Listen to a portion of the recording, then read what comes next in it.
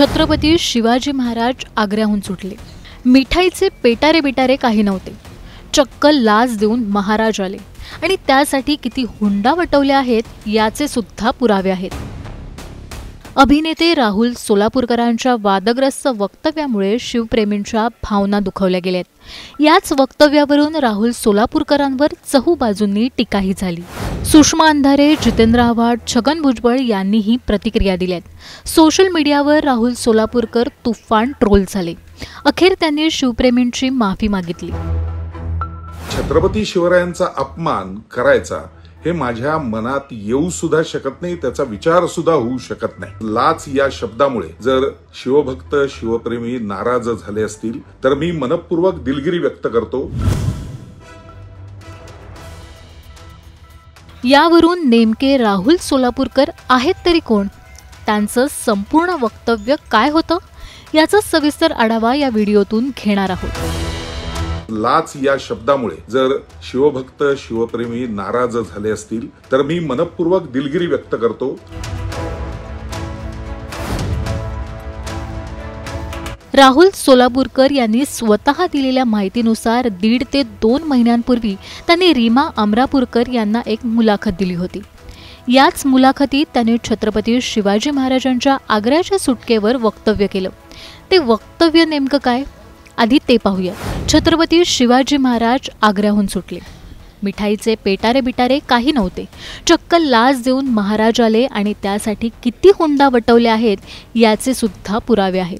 अगदी औरंगजेबाच्या वजिराला आणि त्याच्या बायकोला सुद्धा महाराजांनी लाच दिली आहे. मोहसिन खान का मोहीन खान असं काहीतरी नाव आहे. त्याच्याकडून अधिकृत शिक्क्याचे परवाने घेऊन सगळे बाहेर पडलेत. स्वामी परमानंद 5 हत्ती घेऊन शेवटचे गेले. त्याच्या परवान्याची अजूनही खूण सुद्धा आहे. लोकांना गोष्टी रूपात सांगताना काहीतरी रंजक करून सांगावं लागतं. मग ती रंजकता आली की इतिहासाला छेद दिला जातो किंवा बाजूला टाकला जातो. सोलापूरकरांच्या याच वक्तव्यानंतर शिवप्रेमींच्या तीव्र प्रतिक्रिया आल्यात. राजकीय नेत्यांनीही यावरून राहुल सोलापूरकरांवर टीका केली. सुषमा अंधारे यांनीही राहुल सोलापूरकर यांच्या मुलाखतीचा भाग ट्विट करत त्यावरून राहुल सोलापूरकरांना सुनावलं. यावरून राहुल सोलापूरकर नेमके आहेत तरी कोण असा प्रश्न आता विचारला जातोय. नेमके राहुल सोलापूरकर कोण आहेत ते पाहूया. कोण आहेत राहुल सोलापूरकर? राहुल दत्तात्रय सोलापूरकर हे सुप्रसिद्ध अभिनेते आहेत. त्यांनी अनेक मराठी, हिंदी चित्रपटांमध्ये काम केले. नाटक, चित्रपट आणि मालिका अशा 3ही माध्यमांतून त्यांनी अभिनय साकारलाय. राहुल सोलापूरकर मूळचे पुण्याचे. त्यांचं बालपण पुण्यातील शनिवार पेठेत गेले.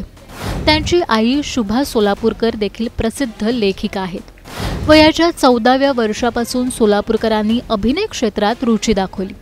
महेश कोठारे यांनी 1989 साली दिग्दर्शित केलेल्या थरथराट या चित्रपटात सोलापूरकरांची टकलू हैवानाची भूमिका लोकप्रिय ठरली. त्याचबरोबर विरुद्ध, होली, हनन, यशवंतराव चव्हाण, डॉक्टर बाबासाहेब आंबेडकर अशा अनेक हिंदी चित्रपटात त्यांनी काम केले. नाटक आणि चित्रपटांबरोबर राहुल सोलापूरकरांनी अनेक मालिकांमध्येही काम केले.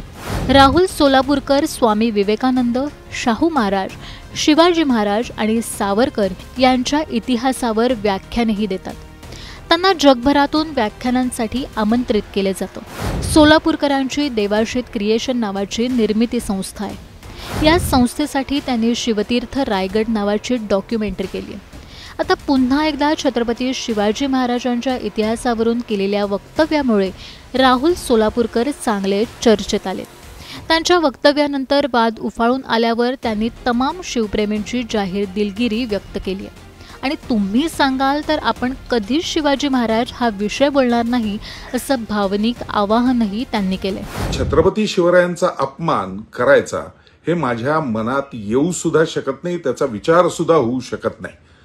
कुणीतरी फक्त त्या पॉडकास्टमधली 2 वाक्य काढून महाराजांनी लाच दिली असा हा बोलला असं म्हणून त्याच्यावरनं जे काही संपूर्ण गदारोळ उठवायला प्रयत्न केला आहे, माझं असं प्रामाणिक सांगणं आहे, यातला कुठलाही हेतू माझा महाराजांचा एवढासा सुद्धा नखबर सुद्धा अपमान करण्याचा नाही.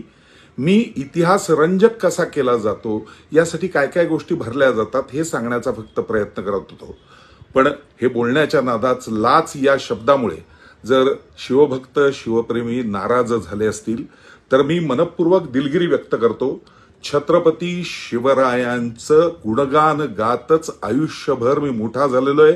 गडकिल्ल्यांवरनं वाढलेलो आहे. रायगडावरची डॉक्युमेंटरी त्यासाठीच मी केलेली होती की आपण कसं पंढरपूरचा जसा वारकरी असतो त्याच भावनेने छत्रपतींच्या समाधीसमोर नतमस्तक झालं पाहिजे. अनेक कार्यक्रमांना आणि महाराजांच्या इतर सर्व गोष्टींना सातत्याने वंदन करून पुढे जाणारा एक मी शिवप्रेमी नागरिक आहे महाराष्ट्रातला.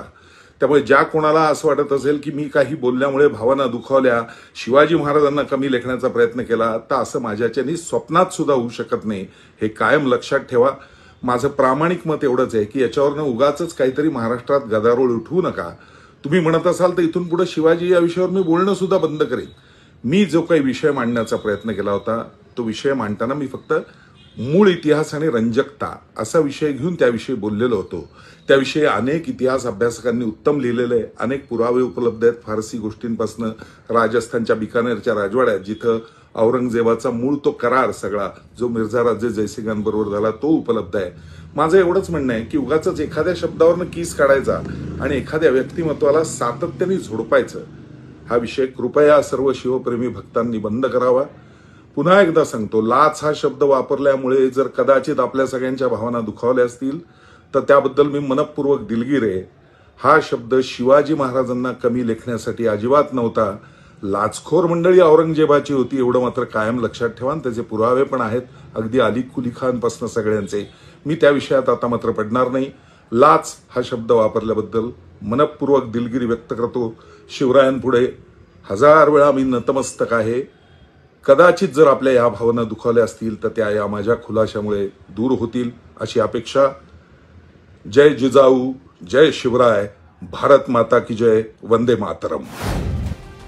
राहुल सोलापूरकरांनी केलेलं वक्तव्य, शिवप्रेमींचा झालेला आक्रोश आणि त्यानंतर सोलापूरकरांनी मागितलेली दिलगिरी याबाबत तुमचं मत काय? कमेंट करायला विसरू नका.